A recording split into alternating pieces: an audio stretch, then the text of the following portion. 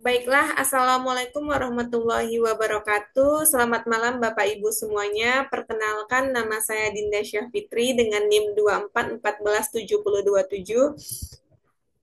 Sebelumnya yang saya hormati Bapak Profesor Dr. Rusdinal MPD, yang saya hormati Ibu Profesor Nur Hizrah Gistituwati MP, Magister of Education, dan yang saya hormati Ibu Dr. Anissa MPD, serta Bapak Ibu sekalian.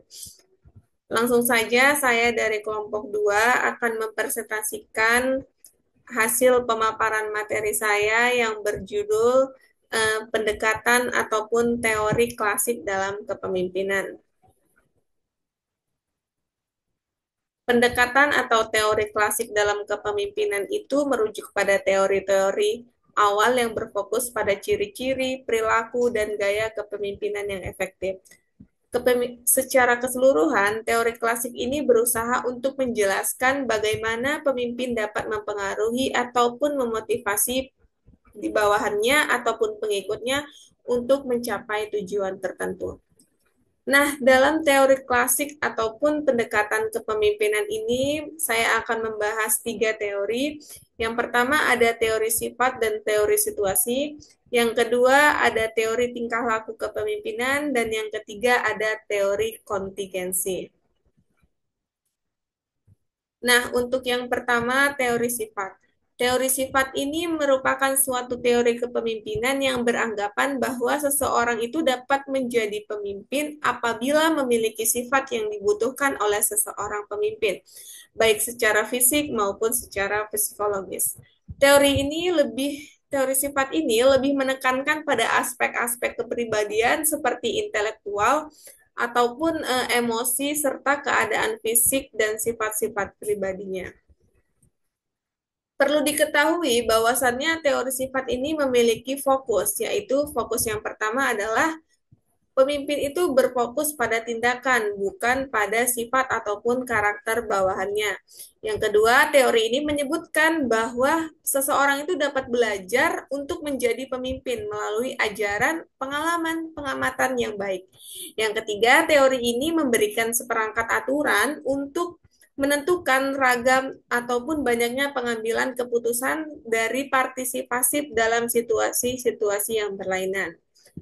Teori sifat ini merupakan suatu teori kepemimpinan yang beranggapan bahwa seseorang itu dapat menjadi pemimpin apabila memiliki sifat yang dibutuhkan oleh pemimpin, baik secara fisik maupun psikologis. Nah, adapun aspek-aspek dalam yang termasuk dalam teori sifat ini, yang pertama adalah management of attention. Management of attention ini merupakan kemampuan dalam mengkomunikasikan tujuan, arah yang baik, dan akan menarik perhatian dari anggotanya. Yang kedua, ada management of meaning. Manajemen of meaning ini merupakan kemampuan dalam menciptakan dan mengkomunikasikan tujuan secara jelas ataupun makna secara jelas. Yang ketiga, manajemen of trust. Manajemen of trust ini merupakan kemampuan untuk dipercaya dan memiliki sifat kekonsistenan. Yang keempat, manajemen of self. Manajemen of self ini merupakan kemampuan dalam mengendalikan diri dalam memiliki batasan antara kekuatan dan kelemahan. Selanjutnya, teori sifat ini dibuat berdasarkan ciri-ciri ataupun karakteristik yang banyak pemimpin yang sukses ataupun tidak sukses itu, dan digunakan untuk memprediksi efektivitas dari kepemimpinan seseorang. Selanjutnya, teori sifat ini juga memandang bahwasannya efektivitas seorang pemimpin itu banyak ditentukan oleh sifat-sifat ataupun karakter yang dimiliki oleh pemimpin tersebut. Selanjutnya ada beberapa karakter kepemimpinan dari teori sifat. Yang pertama adalah keterbukaan. Keterbukaan ini atau extraversion ataupun extrovert, dimensi ini menunjukkan bahwasannya tingkat kegemaran seseorang itu dalam melakukan hubungan dengan orang lain. Yang kedua ada keramahan atau agreeableness, yaitu keramahan. Dimensi ini menunjukkan bahwasannya sifat seseorang itu suka menghargai orang lain. Yang ketiga ada kesungguhan. Kesungguhan ini mengukur untuk tingkat kemampuan seseorang untuk dipercaya. Yang keempat ada stabilitas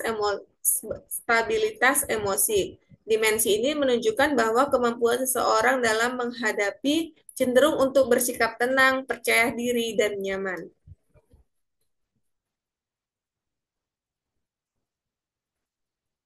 Selanjutnya adalah teori situasi. Nah, teori situasi ini merupakan gaya kepemimpinan yang berfokus pada kesesuaian ataupun efektivitas kepemimpinan sesuai dengan kematangan pengikut dan kaitannya dengan tugas-tugas tertentu. Tujuan dari kepemimpinan situasional ini adalah untuk membantu pemimpin dalam menyesuaikan gaya kepemimpinan mereka sesuai dengan situasi dan kondisi yang ada.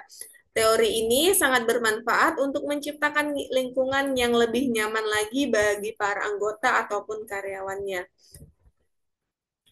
Selanjutnya, untuk pendekatan ini, eh, selanjutnya untuk pendekatan ini memiliki karakteristik 4 teori, yaitu yang pertama adalah menceritakan. Menceritakan ini merupakan suatu pendekatan direktif ataupun otoritatif yang menyatakan bahwa pemimpin itu harus membuat keputusan dan memberitahu karyawannya terhadap apa yang harus dilakukan. Yang kedua, ada meyakinkan. Meyakinkan ini maksudnya adalah pemimpin itu masih menjadi pengambil keputusan, namun dia harus berkomunikasi dan juga bekerja untuk membujuk karyawannya bukan hanya untuk sekedar mengarahkan. Yang ketiga ada berpartisipasi. Perlu diketahui bahwasannya itu pemimpin itu bekerja dengan anggota untuk membuat keputusan bersama. Bahkan pemimpin itu harus dapat mendukung dan mendorong anggota untuk lebih demokratis kembali atau demokratis lagi.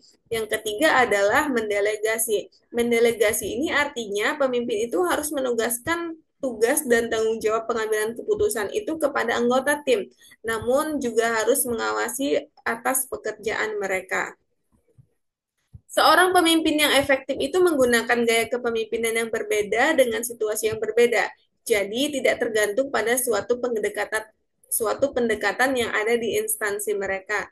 Pandangan ini menyarankan agar seorang pemimpin itu mampu membedakan gaya kepemimpinan dan membedakan situasi serta kondisi yang dibutuhkan sesuai dengan keadaan organisasi ataupun instansinya. Kepemimpinan situasi ini ataupun kepemimpinan situasional ini memandang bahwasannya kematangan sebagai kemampuan dalam memimpin itu adalah kemauan dari orang-orang dalam mengarahkan perilaku ataupun dalam situasi tertentu. Selanjutnya adalah teori tingkah laku kepemimpinan. Teori tingkah laku kepemimpinan ini adalah suatu teori kepemimpinan yang beranggapan bahwa keberhasilan seseorang pemimpin itu tergantung pada perilakunya dalam melaksanakan fungsi-fungsi kepemimpinan, seperti tampak dari cara melakukan pengambilan keputusan ataupun cara menginstruksikan orang lain, dan juga cara memberikan tugas, cara berkomunikasi, dan cara mendorong semangat bawahan, cara membimbing dan cara mengarahkan dengan menegakkan disiplin, cara pemimpin dalam mengatur rapat dan menegur orang lain.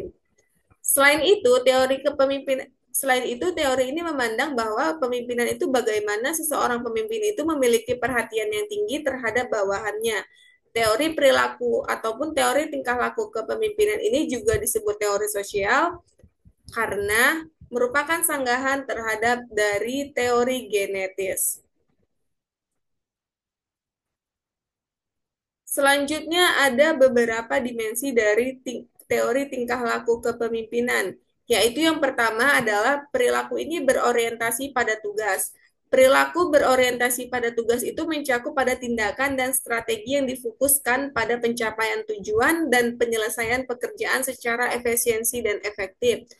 Hal ini, pemimpin itu harus berorientasi cenderung kepada yang pertama itu menetapkan tujuan dengan jelas, yang kedua merencanakan dan berorganisir, yang ketiga memantau dan mengevaluasi kinerja, yang keempat memberikan arahan yang spesifik, dan yang kelima mengatasi hambatan kerja. Selanjutnya, untuk dimensi yang kedua adalah perilaku berorientasi pada individu. Maksudnya adalah perilaku berorientasi pada individu ini melibatkan tindakan dan strategi yang fokus pada hubungan interpersonal, kesejahteraan, dan pengembangan anggota tim ataupun karyawan. Pemimpin yang berorientasi pada individu ini cenderung kepada yang pertama itu menunjukkan kepedulian dan empati, yang kedua membangun hubungan yang baik, yang ketiga memberikan umpan balik, yang keempat mendorong partisipasi dan kolaborasi. Yang kelima, memfasilitasi pengembangan dan pelatihan. Selanjutnya adalah teori dari kontingensi. Teori kontingensi ini beranggapan bahwa kepemimpinan itu adalah sebuah proses ketika ingin menjalankan sebuah pengaruhnya yang sangat berkaitan dengan keadaan dimensi tugas yang dikerjakan oleh suatu kelompok ataupun group task situation. Kontingensi ini ditentukan oleh kecocokan seseorang pemimpin dengan situasi lingkungannya.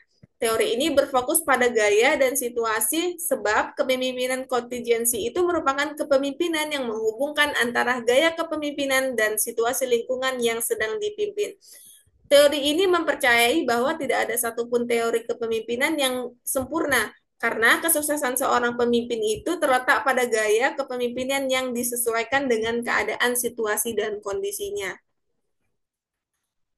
Selanjutnya, ada beberapa dimensi dari teori kontingensi ini. Fiedler mengklasifikasi bahwa situasi ke dalam 4 dimensi yang mempengaruhi efektivitas dari adanya kepemimpinan ini. Yang pertama adalah task structure. Task structure ini merujuk pada tingkat kejelasan dan struktur tugas yang dibebankan oleh tim ataupun anggota. Semakin terstruktur tugasnya, maka akan semakin jelas dan semakin mudah pemimpin dalam mengarahkan timnya. Yang kedua, ada gaya kepemimpinan. Teori kontingensi ini mengakui bahwasannya para pemimpin itu memiliki gaya yang berbeda, mungkin ataupun kurang efektifnya itu tergantung pada situasi dan kondisi yang sedang ada ataupun yang sedang berlangsung. Yang ketiga, ada faktor situasional. Faktor situasional ini secara umum menyoroti tentang pentingnya bagaimana faktor ini menentukan pendekatan kepemimpinan yang optimal. Faktor-faktor ini dapat mencakup sifat tugas, tentang ataupun tingkat eksternal, struktur tugas, dan tingkat pengalaman yang ada. Selanjutnya ada posisi power. Posisi power ini merujuk pada tingkat otoritas formal yang dimiliki oleh pemimpin untuk memberikan instruksi, penghargaan, hukuman kepada anggota ataupun bawahannya. Semakin besar kekuatan seorang pemimpin, maka akan semakin besar pula ketika kemampuannya dalam mengarahkan ataupun memotivasi tim. Cukup sekian presentasi dari saya. Bila ada kata salah ataupun kekurangan, saya mohon maaf. Saya akhiri. Wassalamualaikum warahmatullahi wabarakatuh. Terima kasih.